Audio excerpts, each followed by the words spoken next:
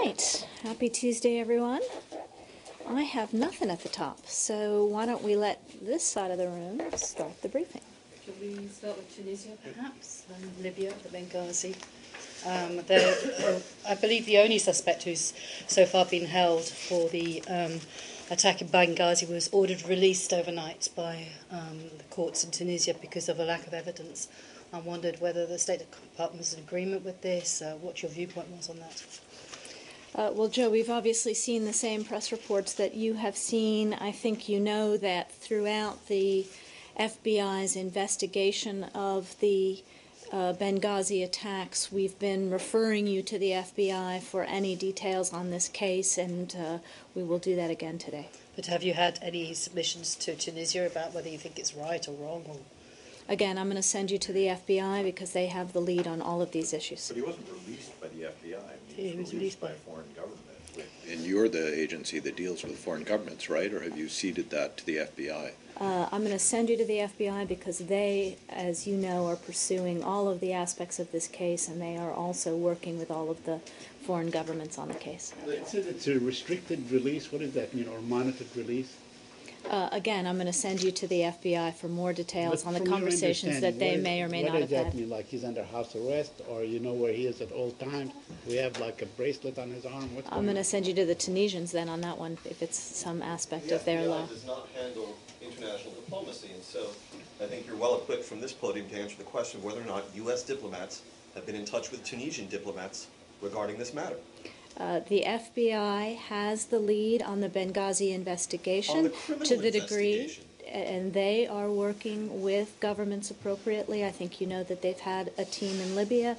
They also have contacts with other governments as necessary, so I'm going to send you to them. I know that's frustrating for you all, but they also have a public affairs operation, so I would send you to them. We are not going to be commenting on this case at all from here. More generally then, are you in touch with the authorities in Libya about where the way forward on this investigation? I mean, not just the criminal side of things, but whether it's going to be deemed to be safe to reopen the U.S. mission in Benghazi again, or where they sort of see that going forward.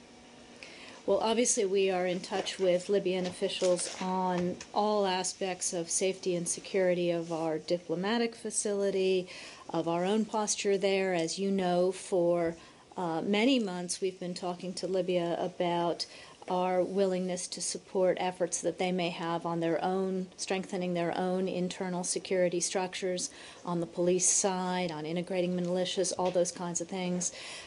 They have not yet availed themselves of some of these offers that we have made, that we have not had any discussions or any internal deliberations about reopening Benghazi. Have you called in the Tunisian ambassador to Washington, to the State Department? To my knowledge, no.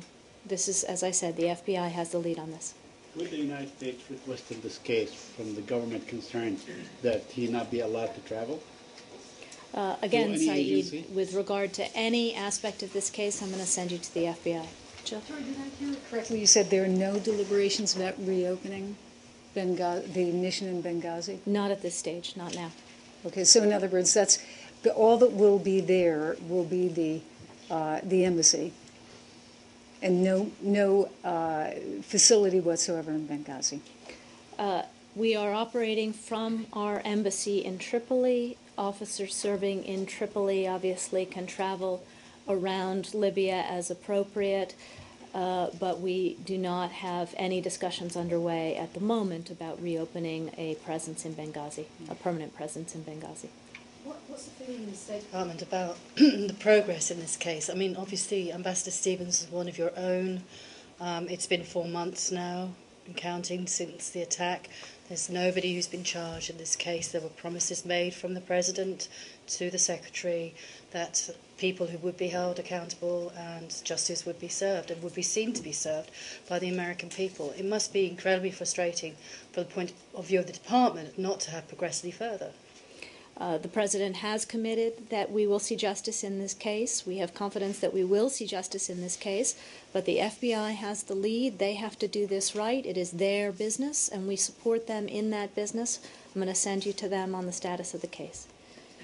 Please. Question. On the public schedule today, I believe it said the U.S. ambassador to Tunisia was in the building. Mm-hmm. Is that issue of Ali Harzai, of the 26-year-old jailed person linked to the Benghazi attack. Is that in any way coming up in those conversations at State today with the U.S. ambassador? Ambassador Wallace is home for consultations this week. He's seeing a variety of people here in the building, and he's also seeing folks interagency, as our ambassadors always do when they come home. He will discuss the full range of issues that he is engaged with the Tunisian government on, but I'm obviously not going to get into the details of American discussions with Americans. But would expect he'll meet with the FBI? I don't know the answer to that. I'm sure if they need to see him, they have an opportunity to do that either here or there. But would it be on the table or in the portfolio at all for him to discuss this matter? Or is he allowed to touch this part of the FBI investigation? What do you mean allowed? I mean, obviously... When you're saying it's a matter for the FBI. My point is that the FBI is in the lead on the investigation. They will do any public speaking to this investigation, but obviously our ambassadors in the field who need to be involved are involved, and there's nothing that would preclude that from being the case. We're just not going to speak about this case publicly from here. And Tori, just to make sure then, he's on, in effect, kind of home leave when ambassadors come back to the mothership here. He's not here specifically for the Benghazi investigation, et cetera. Is that correct? My understanding is he had some holiday leave here in the States, and before going back to Tunis is doing some consultations, as a number of our ambassadors are. Yep, please. I'd like to talk about the U.S.-Afghan relationship in advance of the upcoming meetings with the president of Afghanistan. I guess most broadly, just to start off, what do we expect to be on the table in these meetings, these discussions? James, I believe that the White House has announced that they're doing a background call later today on President Karzai's visit. They're going to take the lead in setting the stage for the visit, so I'm going to allow them go ahead and do that. But I think you know the full range of issues that we work with President Karzai on the security side, on the political side, on the economic side, regional issues. So all of those will be obviously on the table, but I'm going to let the White House lead. Looking backwards then, Hamid Karzai has been in power for over 10 years. Has he acquitted himself well in those 10 years in terms of Afghanistan's progress toward democracy, its economy, its reliance on the poppy trade? What's his legacy been so far? Well, first to remind that he is the twice elected president of Afghanistan. I think we have been clear that we believe that Afghanistan has made considerable progress over the last 10 years, and particularly if you compare it to the country that it was on September 11th, 2001. It is now a democratic country with an elected government, with human rights for all. Obviously, like all transitioning democracies, there are a huge number of challenges. There are security challenges, there are political challenges, there are economic challenges. As you know, the United States is deeply invested with our international partners in supporting and helping Afghanistan as it continues to try to move forward on all of those fronts. And that's what this visit is going to be about. We have upcoming elections in Afghanistan in 2014, the next stage in their political development.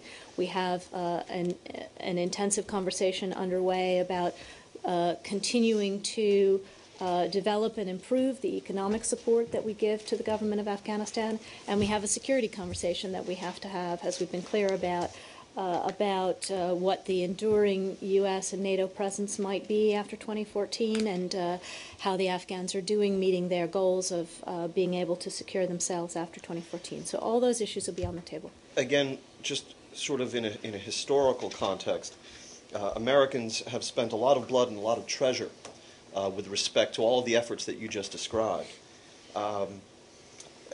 What should our engagement in Afghanistan over the past 10 years tell us about the scope and limits of American influence, or the Americans' ability to influence events overseas in a place like Afghanistan? I think that's a massive question for a longer conversation, James, which I'm prepared to have, but I don't think it's appropriate for the podium today. Saeed? Yes, change topics. Yeah. Syria. Oh, still? I'm sorry. Yeah. Go ahead. Go ahead. The Embassy of Afghanistan pointed us towards state today when it came to announcing the president's schedule. Can you give us any details, or is the White House now in charge of the schedule too? Or the FBI? No, that's not my question. Just the schedule. What I can tell you is about the schedule here at the State Department with regard to the meetings and that President Karzai will have at the White House. Obviously, we're going to let our colleagues at the White House speak to the details there. But as we put out in the Secretary's weekly schedule, she expects to see President Karzai here on Thursday in the late afternoon for a meeting followed by a small dinner. And then his White House day is on Friday, is my understanding. But he's here in the U.S. today at a hospital. Is there any meeting involving the Secretary or staff on Wednesday? She doesn't see him until Thursday. Until Thursday. That's her day with him. Yeah. Can I just ask on, I think one of the issues that President Karzai has been flagging is that he wants to ask for greater control of US assistance and aid. You just mentioned that as one of the issues that's on the table. I believe there's some kind of move to try and channel the US aid directly towards the Afghan coffers and not go through some kind of third-party distribution centre. What's the State Department's feeling on that, given that we have had a number of critical reports from the Special Inspector General for Afghanistan about waste and funds not ending up in the right place? Well, as you know, historically, our economic support for Afghanistan has been channeled in a number of directions. Some of it goes to the government of Afghanistan for distribution through its various programs that it manages. Some of it goes through NGOs and local governments, etc. So it's been a mixed program. We are constantly reviewing the effectiveness of the program with the Afghan government, with our folks on the ground, with local leaders to refine it. One of the things that the Afghan government has wanted for some time is for more of the U.S. government assistance to go into federal government administered programs. We have continued to evaluate what the appropriate percentage is. We've made a pledge that about 50% ought to go through the Afghan government, but this has been tied to our expectation that the Afghan government will in turn meet the commitments that it made at the Tokyo meetings earlier last year with regard to continuing to make progress on corruption, on transparency, on accountability. So that's a conversation that we'll have with President Karzai when he's here and probably also at the White House. How concerned do you remain about the levels of corruption in Afghanistan, or do you feel that there's been a genuine effort made to try and bring it under control? Well, we talked about this when the Secretary attended the Tokyo conference, that there has been progress made, but there's quite a bit more progress to be made, and so that's a conversation that we'll continue to have. Please, Saeed.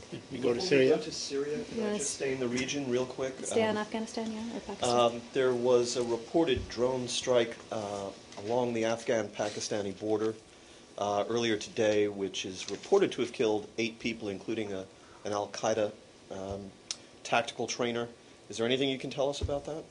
We don't talk about intelligence issues at all from this podium. Sorry to frustrate you again, James.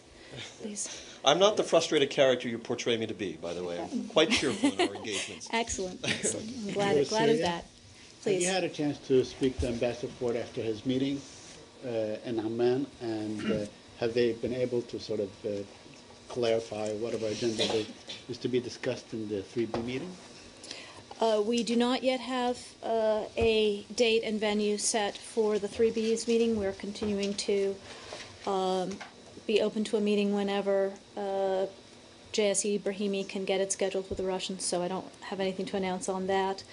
My understanding was that Ambassador Ford had quite productive consultations in Jordan with the government of Jordan, particularly on the refugee issues. As you know, there were some difficulties in the camps over the last 24 hours, so trying to work together on those issues. And he did see a number of opposition figures. He has asked me, because they are asking him, not to sort of be naming the various interlocutors that he's seeing on the opposition side, just to say that he's seeing a full range of folks. But you believe that the meeting is still will still happen, and the Russians are still on board at least to attend that meeting? It is our understanding that they are willing to have another meeting. They said so publicly before their holidays, but we haven't yet scheduled it. And lastly, do you believe that you are conveying the right message to both the regime of Bashar al-Assad and to the opposition? Because the talk of the news reports coming out of the region are suggesting that perhaps you're moving away from sort of a decisive solution by the opposition into some sort of a negotiated settlement with the regime. I think we were extremely clear over the weekend how we felt about the proposals that the Assad regime put forward, and we are, as you know, in direct consultations with the opposition about how to support Mr. Brahimi's ideas and the Geneva Plan. Please. Iraq. Yeah. Some Iraqi officials are blaming the U.S. for supporting the demonstrations in Iraq against the government. Do you have any reaction? We've talked about this a couple of times last week. We are not taking a side in any of these internal difficulties inside Iraq. We want to see the Iraqi stakeholders sitting down, talking, meeting, discussing, finding constitutional solutions to the various grievances on all of these issues. Our role has simply been to try to encourage the various stakeholders to talk to each other. Please say on Iraq. Turkey's U.S. Ambassador Namık Tan has been giving some interviews and actually has been criticizing U.S. government policy in regard to Kurdistan regional KRG, basically saying that U.S. has its own U.S. energy companies, that those companies do not listen their government, but the U.S. government is telling us this regarding the energy deals in KRG. What's your response to that? Our response is the same response in public and in private, both to American companies in our conversations with the Turkish government, that our position on petroleum trade from Iraq has been consistent and remains unchanged. We support a constitutional solution to the disputes over the management of Iraq's hydrocarbon resources, and we do not support oil exports, whether or not such trade is in barter from any part of Iraq without the appropriate approval of Iraqi federal officials. This is what we tell our companies at every single turn, and we tell them that signing contracts for oil exploration or production with any region of Iraq without federal approval exposes these companies to potential legal risk. Including U.S. companies, This is our message to U.S. companies first and foremost, yes. Saeed? Can we go to David Hale? We can. Yes. Could you update us on the status of the meeting between Palestinian Authority President Abbas, or the newly declared Palestinian state, President Abbas, and David Hale? I'm going to apologize to you, Saeed, because I don't have what I should have had from him. He, as I mentioned, saw the Israelis last night, and today is his day in Ramallah, and I don't yet have anything back from him. So it is in Ramallah, not in Amman? I heard that it may have been changed because of weather. Are you aware of that change? I think you are right that he is seeing President Abbas. President Abbas is in Amman, and therefore he's able to see him there. But that's done because of weather and not because of any political reason. No, I think that my understanding is that President Abbas was scheduled to be in Amman, and that's where he was going to see him. Yeah, but I will endeavor to have something for you by tomorrow. I apologize. Yeah, Jill. North Korea? Yeah. Today is Kim Jong-un's 30th birthday. I heard that. Are you planning on sending him any greeting, or do you have any I'm comments personally on this not planning on it, no. Is there any update from New York on reaction to, on any next steps in terms of what they are, of the response to the missile launch? I'm going to send you to our mission in New York, but my understanding is that consultations continue among the permanent members of the Security Council on an appropriate resolution in response to the North Korean launch. Ambassador Rice, I think, is going to see the press later today. She may have more to say on where they are. To your knowledge, have Governor Richardson and Mr. Schmidt been in touch with U.S. officials since they touched down in Pyongyang? I do not believe that they have been. If that is incorrect, we'll get back to you. He's still on DPRK? Yeah? On Japan or on? Yeah, Japan. Yep. Can I ask? Japanese government just announced the foreign minister will visit here and have a meeting with Secretary Clinton middle of this month. You can have more details. Yes, Secretary Clinton called her new Japanese counterpart this morning, Japanese Foreign Minister Kishida. She congratulated him on their electoral victory, and she invited him to come to Washington on Friday, January 18th, and he accepted, and we expect to see him a week from Friday here. They obviously also reviewed the full range of bilateral and regional issues. While I am reading out her phone calls, let me also advise that she spoke to Republic of Korea Foreign Minister Kim this morning as well.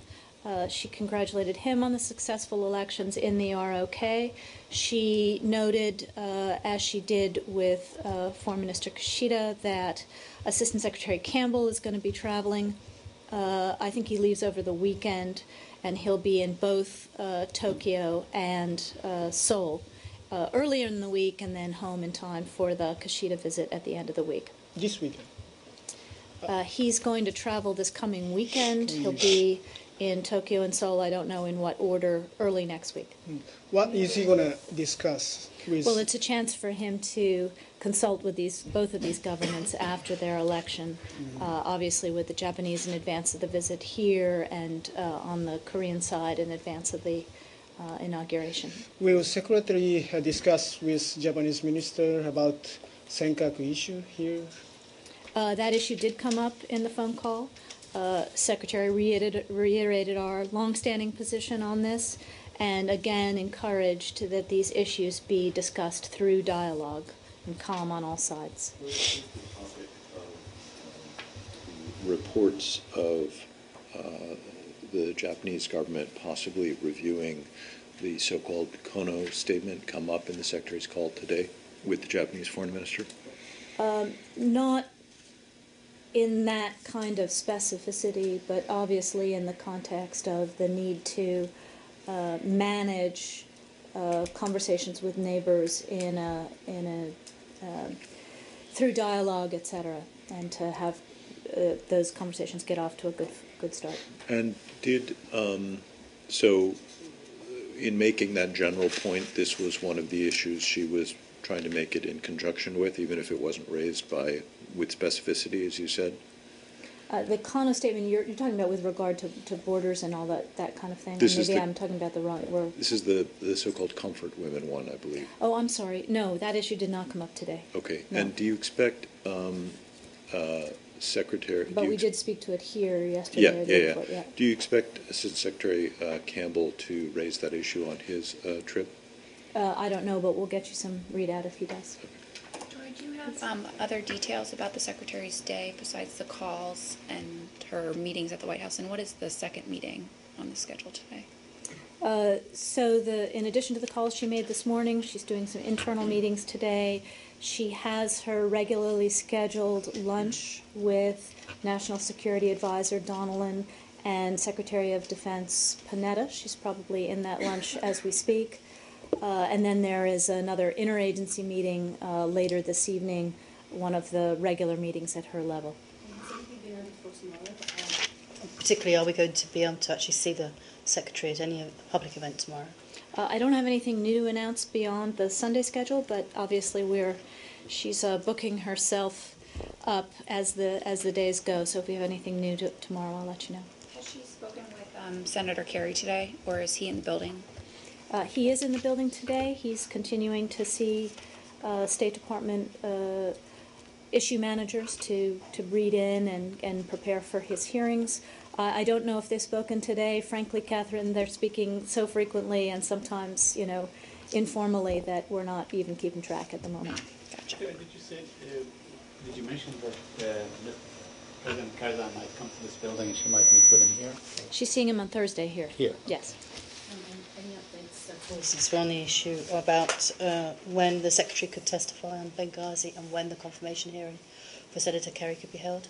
We're still working with the Hill on all of those things, but I think we talked in some detail yesterday about the expected timing. They're not coming back to work. The committees are not until after the inaugural. What is the department's preferred sequence in those hearings? That the confirmation hearing should precede the Benghazi hearing, or vice versa?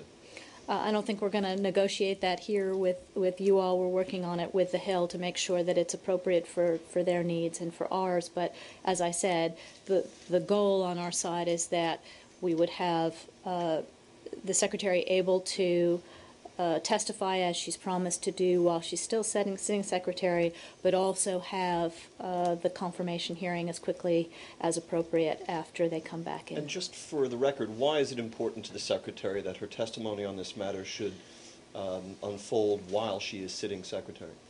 Well, I think that's appropriate. That's what the Hill seems to want, and that allows her to complete her obligations as Secretary while she's Secretary. Makes sense. Then this would have to be done rather quickly. In theory, you wouldn't want to have a confirmed secretary, next secretary waiting around until this happens, right? I think we are hopeful that we can work this all through very smoothly with the committees. Please, yeah. One more on that. Could you give us a little bit of detail about who you're talking to on the Hill? There are two very disparate groups up there. Is it and then there's also the House and the Senate. Who are you talking to? I mean, is the hearing is going to be before John Kerry's committee, or it's going to be before the House? We talked a little bit about this yesterday. I know, and I wrote about it after you talked about it yesterday, but that's why I'm asking. Who are you talking to on the Hill? So with regard to the Secretary's commitment to testify on Benghazi, I think the expectation is that she would be prepared to testify in both the House and the Senate, so we have to work out appropriate timing in both places. With regard to the confirmation hearing for Secretary-designate Kerry, that is always before the Senate Foreign Relations Committee. Mali? Please. Yeah.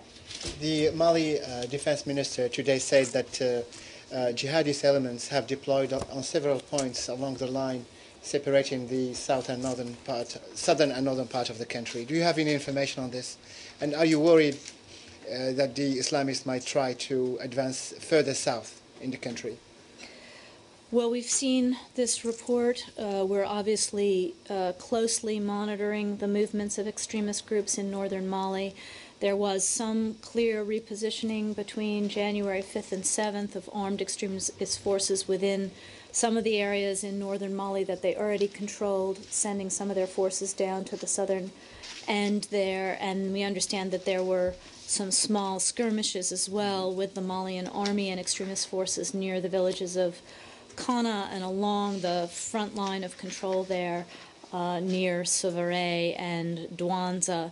So tension has clearly increased, and we are watching it very carefully, even as we are working now with our international partners, including the European Union, the African Union, the ECOWAS states, to swiftly implement the provisions of UN Security Council Resolution 2085. Thank you. Victoria, on this, on Mali, yeah. Are you aware of any of the governments that, who are the governments that are supporting the jihadis and these elements with arms and supplies and so on? I don't have anything to share in this context in terms of government support, but clearly, as the Secretary has said before, the concern is support from AQIM and other supporters thereof.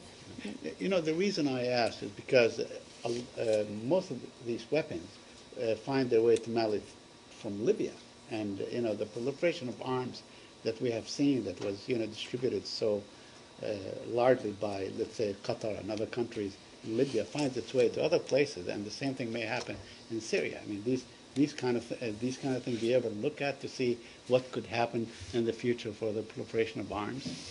Well, we've made clear all along here that we have concerns about border controls in that whole region, and that we have been working with the government of Libya. We've been working with all of the neighboring states on border controls. We'd like to do even more, but as you know, groups like AQIM will gather this stuff from wherever they can get it.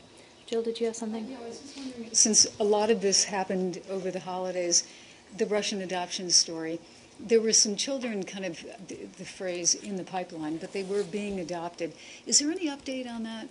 Like what's happening to those children?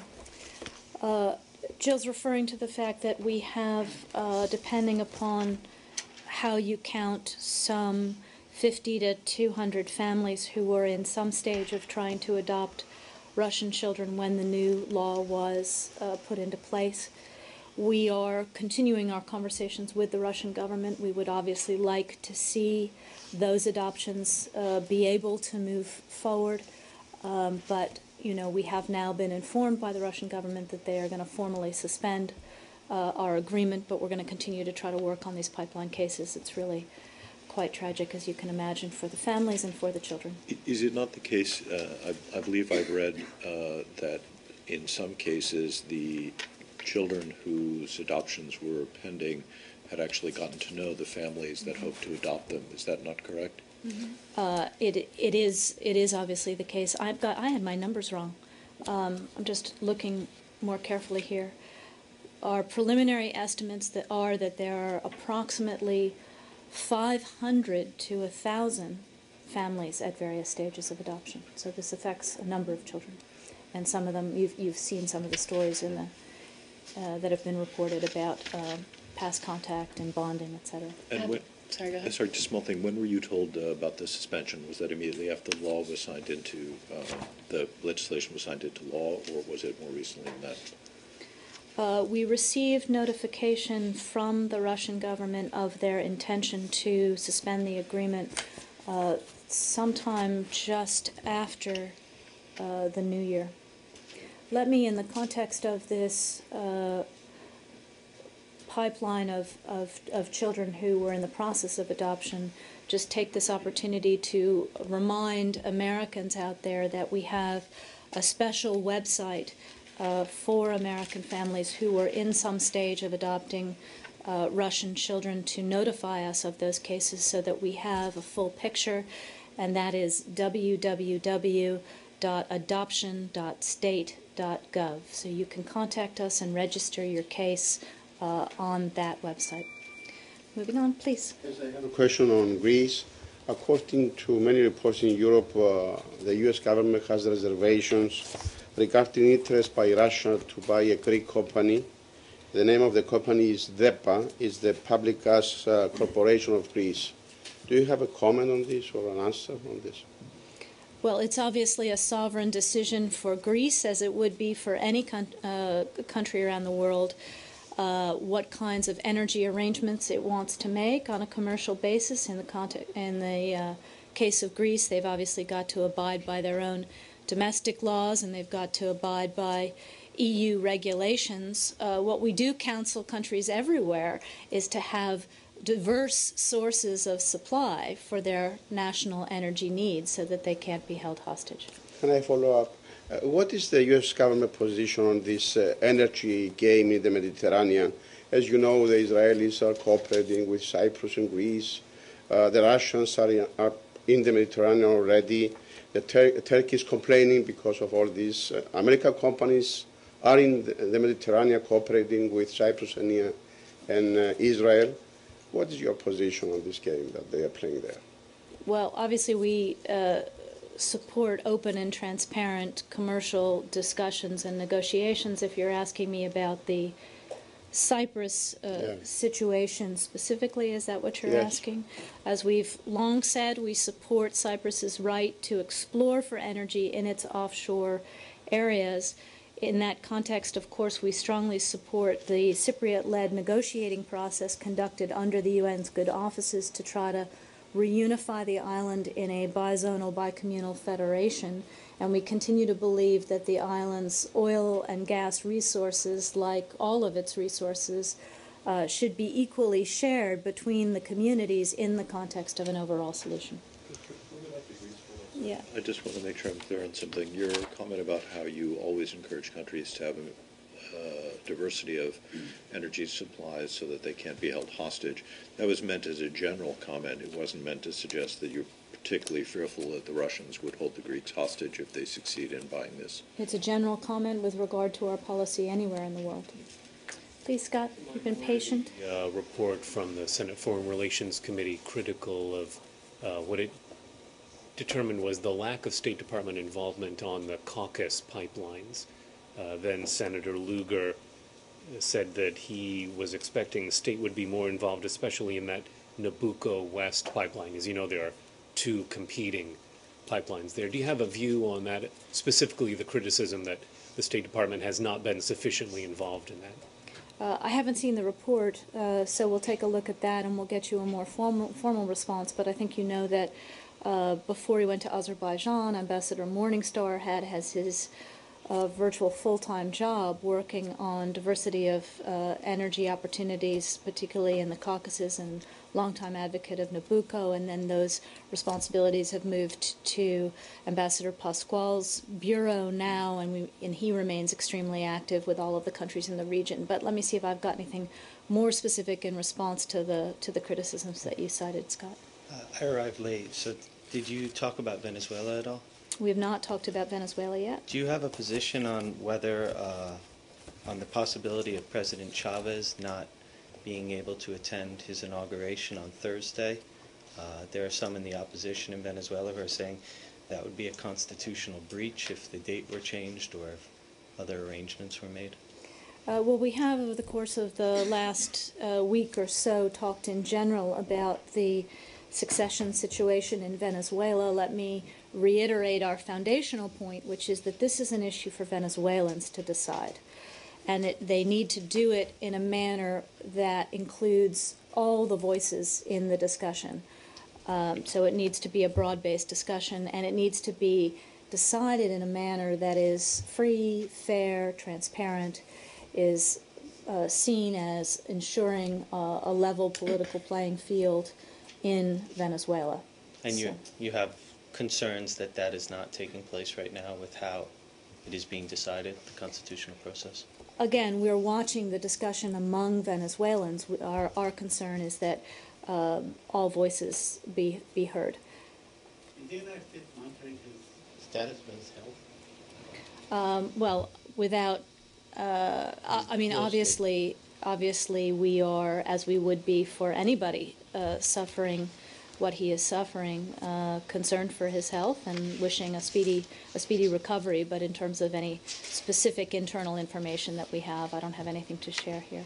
Is there any concern that Thursday could prove a violent day on the streets, with calls, I believe, from both the opposition and Chavez supporters for sort of demonstrations? Well, again, I think anybody would caution that this discussion needs to happen peacefully, and that there needs to be no resort to violence, no excuse for violence on any side. But the embassy, for instance, isn't putting out any specific warnings, perhaps to Americans, to avoid going out and about in Caracas on we haven't yet, but we are closely monitoring the discussion among Venezuelans and hoping it'll remain peaceful.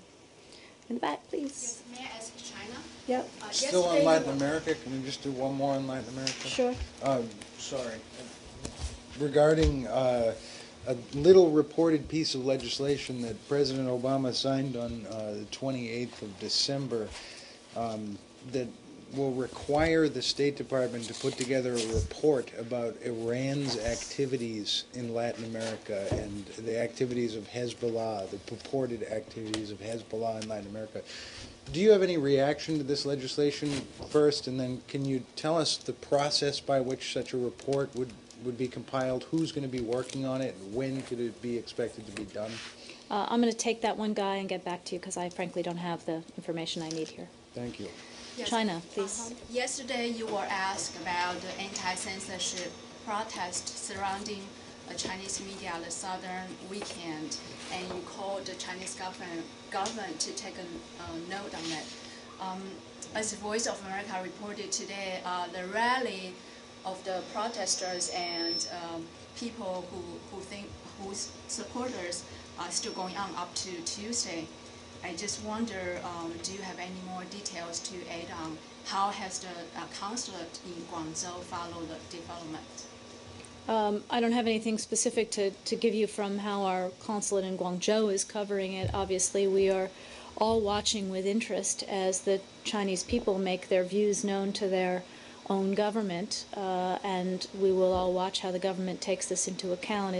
It's not surprising that as the country grows more prosperous, more successful, that people's aspirations to have more freedom grow as well. So it'll be interesting to watch. Do you think this is a test of the tolerance of how the Chinese new leader put on with the grassroots call for reforms? Well, I think you know that we support freedom of the media, freedom of expression everywhere around the world, including in China, and we believe that censorship of the media is incompatible with China's own aspirations to build a modern information-based economy and society. As I said, as people become richer, they want to have the ability to speak freely. So it's obviously up to the Chinese government to make its own assessments about those things, but we obviously stand on the side of free expression and free media everywhere in the world. Thank you all.